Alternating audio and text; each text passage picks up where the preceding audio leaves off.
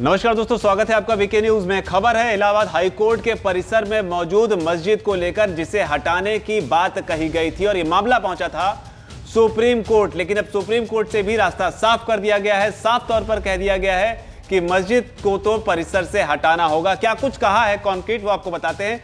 जिसका सीधा मतलब यह है कि इलाहाबाद हाईकोर्ट परिसर में मौजूद मस्जिद को हटाया जाएगा। सुप्रीम कोर्ट ने साथ ही याचिकाकर्ता को परिसर खाली करने के लिए 3 महीने का समय दिया है। आपको याद दिला दें कि सुप्रीम कोर्ट ने इलाहाबाद हाई कोर्ट की जो 2017 का फैसला था उसमें दखल देने से साफ इनकार कर दिया है और इसे लेकर बाकायदा सुप्रीम कोर्ट की एक टिप्पणी भी आई है। सुप्रीम कोर्ट ने कहा है कि इलाहाबाद हाई कोर्ट के फैसले में दखल देने की वजह नजर नहीं आती है। हालांकि इस मामले को लेकर यह भी कहा गया याचिकाकर्ता की तरफ से कि अगर मस्जिद की जगह या परिसर से मस्जिद को हटाना होगा तो इसके लिए अगर अलग से कोई जमीन मिल जाए तो इसे लेकर भी सुप्रीम कोर्ट ने बात कही है। सुप्रीम कोर्ट ने इस मामले पर बोलते हुए आगे ये कहा है कि इसके लिए याचिकाकर्ता को इस बात की इजाजत दे दी गई है कि वो राज्य सरकार के पास जाकर अपना पक्ष रख सकता है। राज्य सरकार का यहां पर सीधे तौर पर मतलब यह है कि योगी आदित्यनाथ, जिनकी राज्य में सरकार है, यानी कि अब याचिकाकर्ता को अगर अलग से जगह चाहिए तो उसके लिए वो योगी आदित्यनाथ के पास जा सकते हैं। लेकिन फिलहाल इस मामले में बड़ी खबर यही है कि सुप्रीम कोर्ट ने कह दिया है कि इलाहाबाद हाई कोर्ट के फैसले में दखल देने की कोई वजह नजर नहीं आती है, लिहाजा मस्जिद को परिसर से हटाया जाएगा, वो भी 3 महीने के भीतर।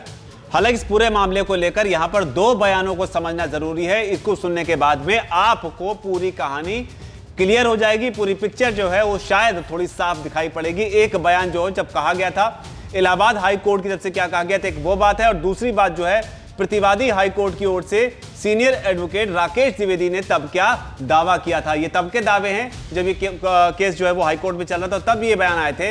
इन बयानों से आपको कहानी एक मोटे तौर पर पूरी समझ में आ जाएगी, आखिर पूरा मामला था क्या। तब हाई कोर्ट से की तरफ से ये कहा गया था कि वक्फ केवल पट्टेदारों के सुप्रीम कोर्ट में केस हारने के बाद रजिस्टर किया गया, जिन्होंने मूल रूप से टिन शेड से अधिक का निर्माण नहीं किया था।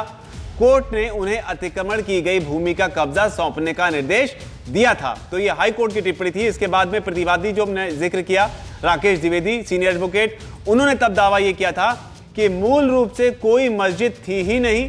भूमि के पार्सल के 3 पट्टेदारों को सुप्रीम कोर्ट में मुकदमेबाजी के पहले दौर में कब्जा सौंपने का निर्देश दिया गया था, तभी उन्होंने वक्फ बनाया और उसका रजिस्ट्रेशन कराया। अब यह वक्फ बोर्ड कानूनी लड़ाई लड़ रहा है, लेकिन यह महज अतिक्रमण का मामला है।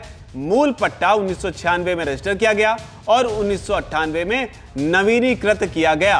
किसी भी दस्तावेज में मस्जिद का कोई उल्लेख नहीं है, यहां तक कि मुकदमे के पहले दौर में भी किसी मस्जिद का जिक्र नहीं था। तो यह बड़ी बात जो है तब कही गई थी और इसी पर आगे डेवलपमेंट यह हुई है कि अब कोर्ट के परिसर से मस्जिद को हटाना होगा और 3 महीने में इसे खाली करना होगा। और जो एक्स्ट्रा लैंड की बात की गई है, कहीं और जमीन अगर मिल जाती है तो उसको लेकर कहा गया है कि आप राज्य सरकार से संपर्क कर सकते हैं। वीके न्यूज, राष्ट्र के नाम।